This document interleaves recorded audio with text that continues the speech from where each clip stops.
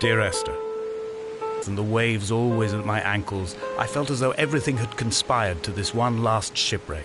Shoes threatening to drag me under to where only the most listless of creatures swim.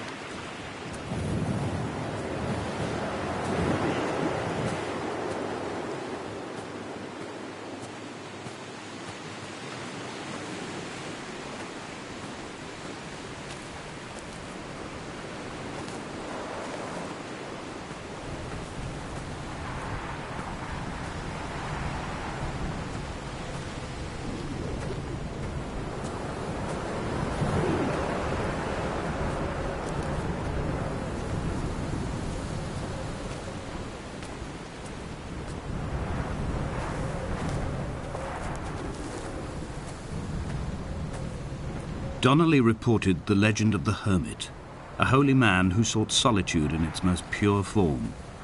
Allegedly, he rode here from the mainland in a boat without a bottom, so all the creatures of the sea could rise at night to converse with him. How disappointed he must have been with their chatter.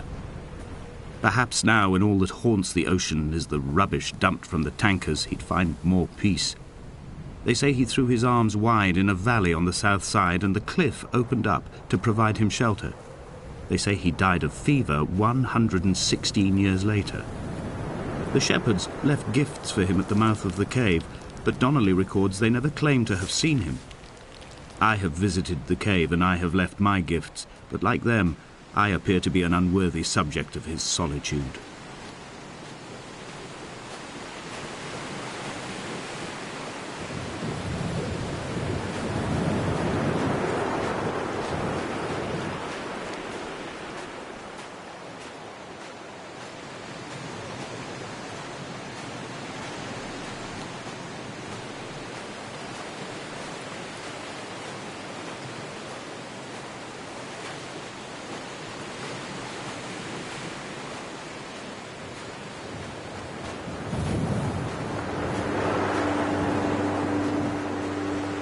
When you were born, your mother told me, a hush fell over the delivery room. A great red birthmark covered the left side of your face. No one knew what to say, so you cried to fill the vacuum. I always admired you for that you cried to fill whatever vacuum you found. I began to manufacture vacuums just to enable you to deploy your talent. The birthmark faded by the time you were 6 and had gone completely by the time we met, but your fascination with the empty and its cure remained.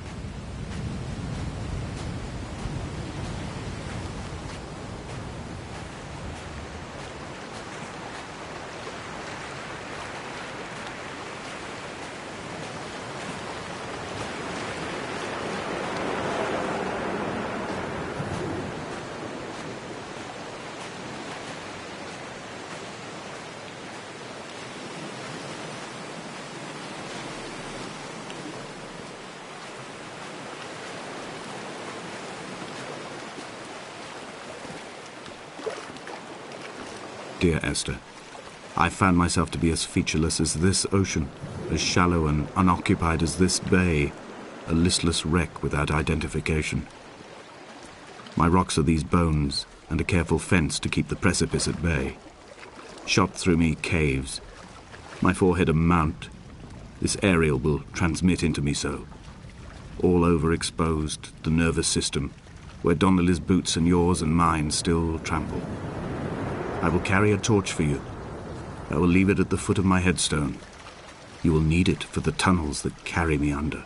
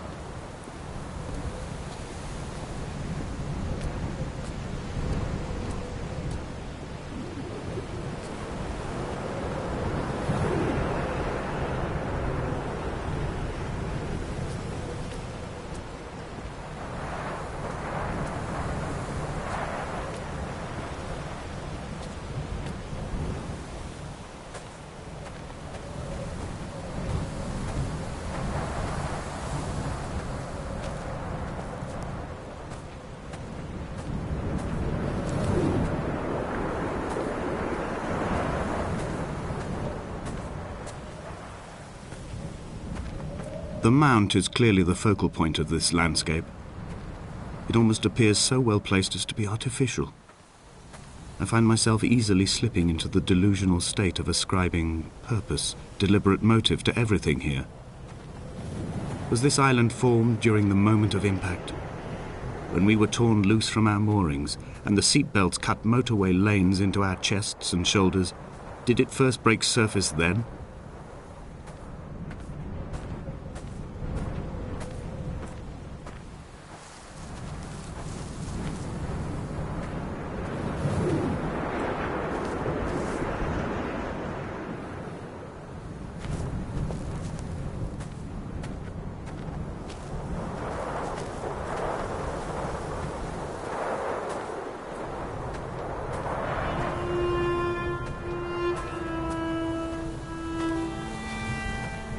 When someone had died or was dying, or was so ill they gave up what little hope they could sacrifice, they cut parallel lines into the cliff, exposing the white chalk beneath. You could see them from the mainland or the fishing boats, and know to send aid or impose a cordon of protection, and wait a generation until whatever pestilence stalked the cliff paths died along with its hosts. My lines are just for this: to keep any would-be rescuers at bay. The infection is not simply of the flesh.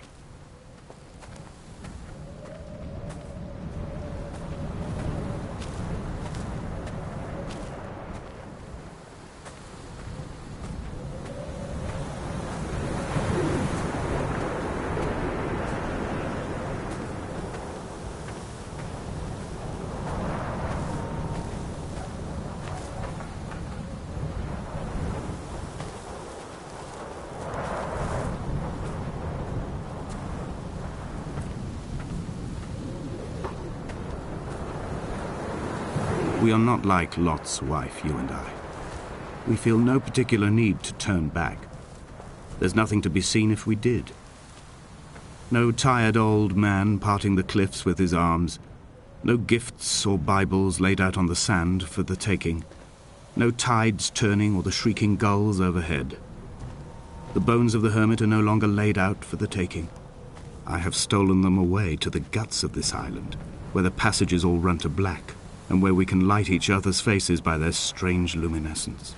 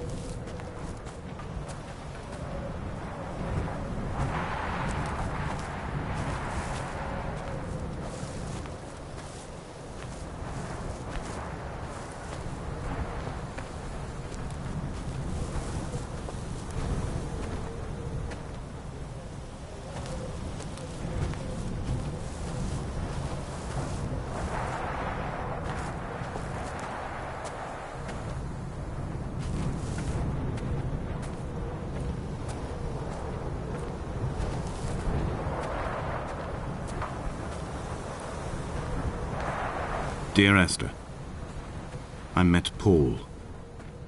I made my own little pilgrimage. My Damascus, a small semi-detached on the outskirts of Wolverhampton. We drank coffee in his kitchen and tried to connect to one another. Although he knew I hadn't come in search of an apology, reason or retribution, he still spiraled in panic, thrown high and lucid by his own dented bonnet. Responsibility had made him old.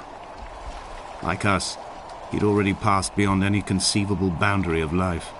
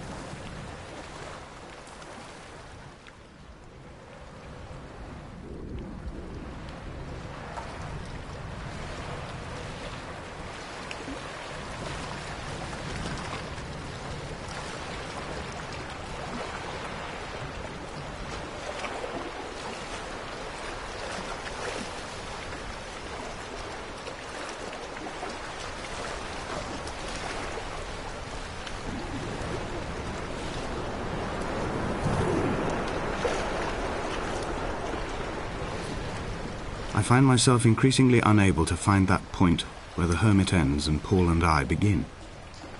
We are woven into a sodden blanket, stuffed into the bottom of a boat to stop the leak and hold back the ocean. My neck aches from staring up at the aerial. It mirrors the dull throb in my gut where I am sure I've begun to form another stone. In my dreams, it forms into a perfect representation of Lot's wife, head over her shoulder, staring along the motorway at the approaching traffic in a vacuum of fatalistic calm.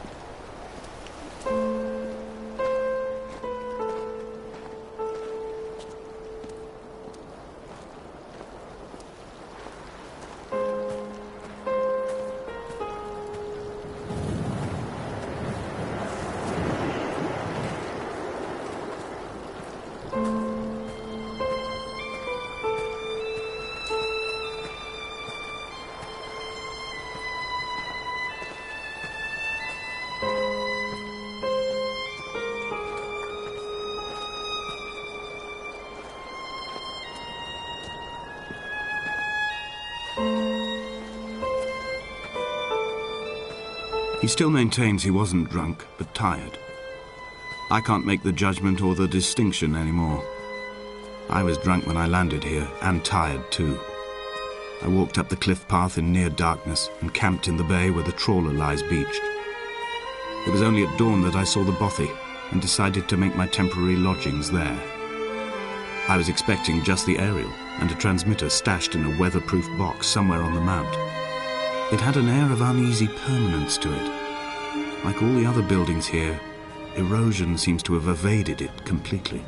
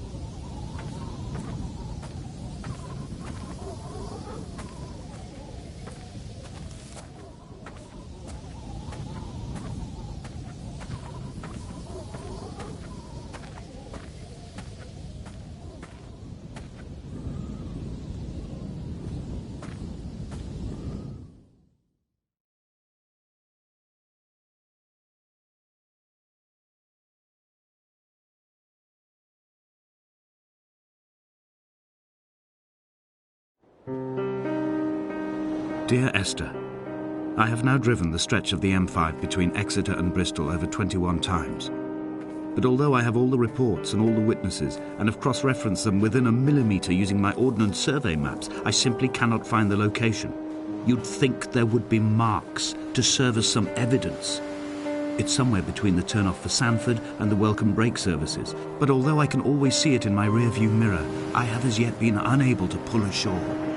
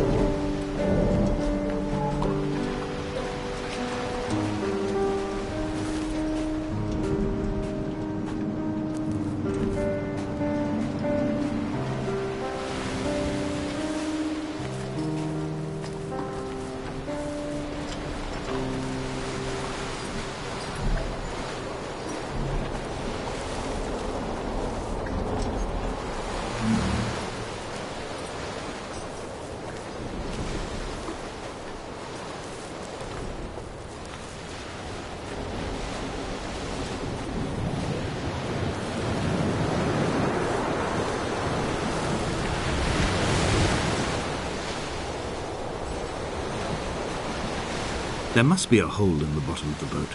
How else could new hermits have arrived?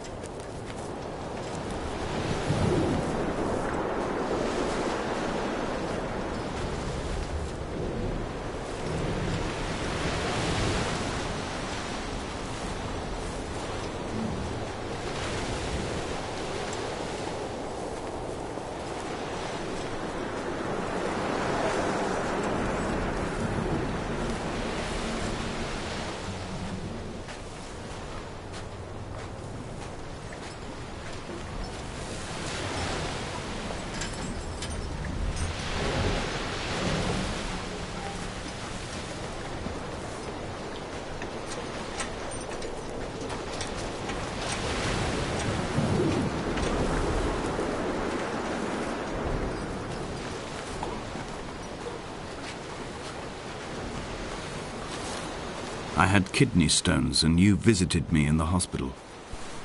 After the operation, when I was still half submerged in anesthetic, your outline and your speech both blurred. Now my stones have grown into an island and made their escape, and you have been rendered opaque by the car of a drunk.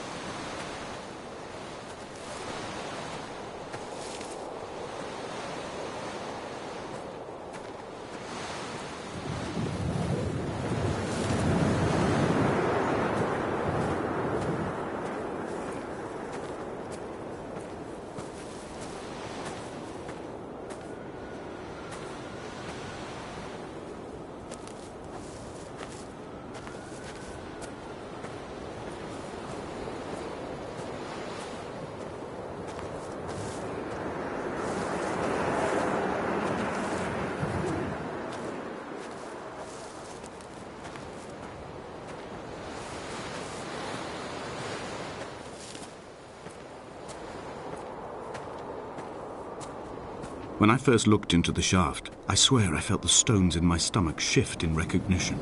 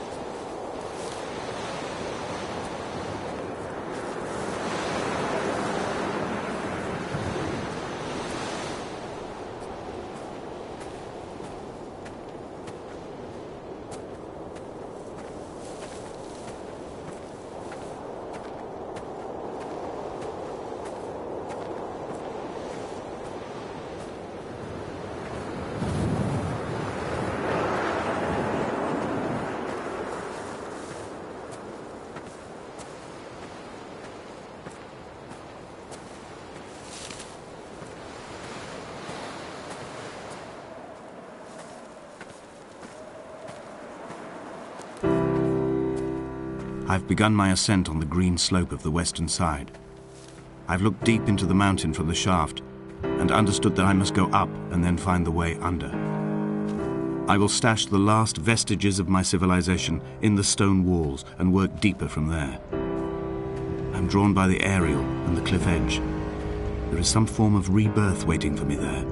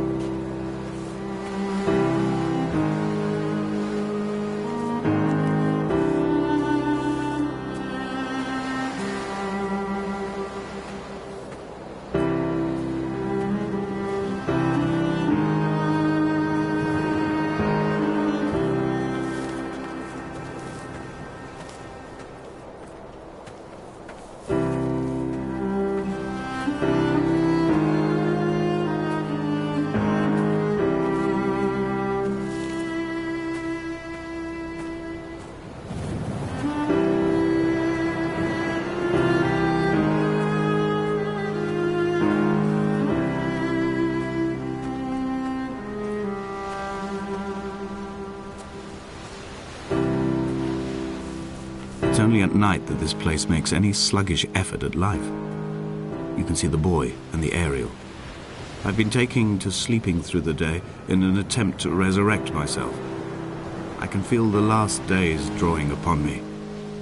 There's little point now in continuation. There must be something new to find here. Some nook or some cranny that offers a perspective worth clinging to. I've burnt my bridges. I've sunk my boats and watched them go to water.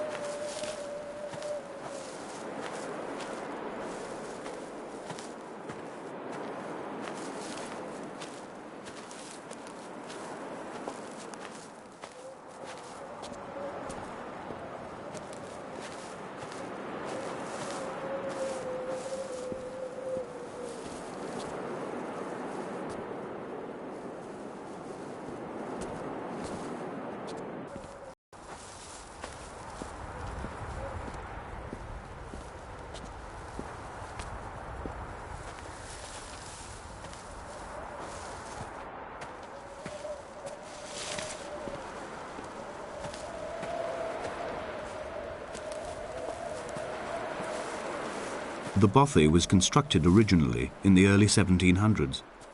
By then, shepherding had formalised into a career. The first habitual shepherd was a man called Jacobsen, from a lineage of migratory Scandinavians. He was not considered a man of breeding by the mainlanders. He came here every summer whilst building the bothy, hoping eventually that becoming a man of property would secure him a wife and a lineage. Donnelly records that it did not work. He caught some disease from his malcontented goats and died 2 years after completing it. There was no one to carve white lines into the cliff for him either.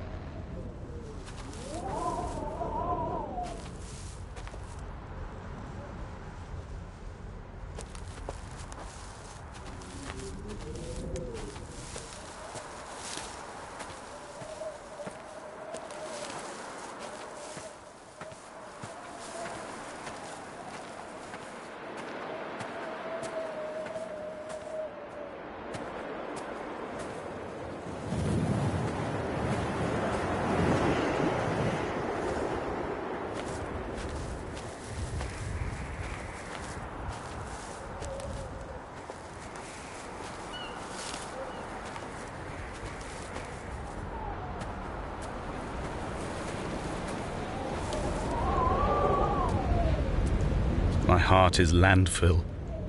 These false dawns waking into the still never light. I sweat for you in the small hours and wrap my blankets into a mass. I have always heard the waves break on these lost shores, always the gulls forgotten. I can lift this bottle to my ear, and all there ever is for me is this Hebridean music.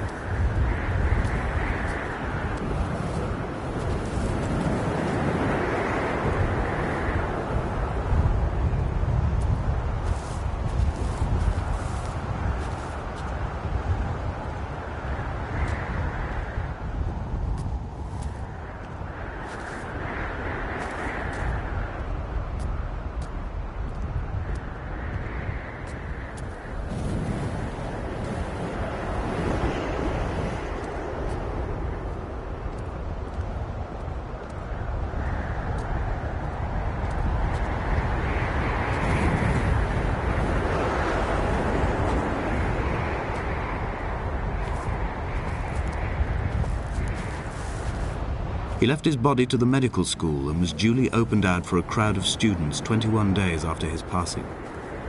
The report is included in my edition of his book. The syphilis had torn through his guts like a drunk driver, scrambling his organs like eggs on a plate. But enough definition remained for a cursory examination, and, as I suspected, they found clear evidence of kidney stones. He's likely to have spent the last years of his life in considerable pain. Perhaps this is the root of his laudanum habit. Although its use makes him an unreliable witness, I find myself increasingly drawn into his orbit.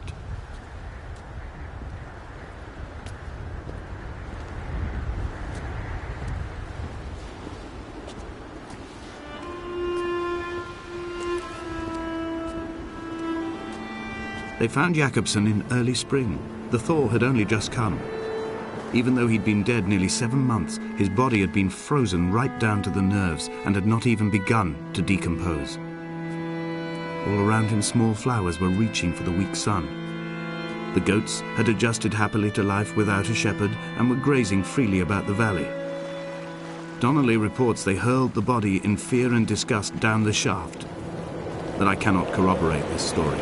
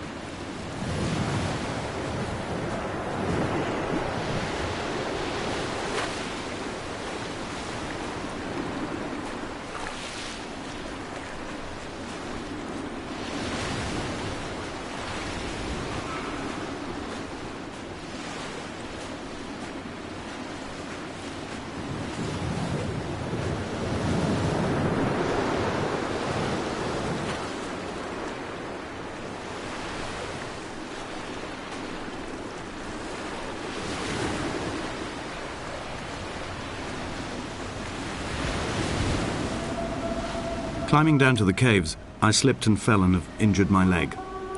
I think the femur is broken. It is clearly infected. The skin has turned a bright, tight pink, and the pain is crashing in on waves, winter tides against my shoreline, drowning out the ache of my stones.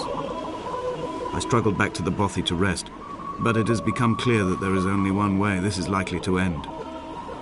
The medical supplies I looted from the trawler have suddenly found their purpose. They will keep me lucid for my final ascent.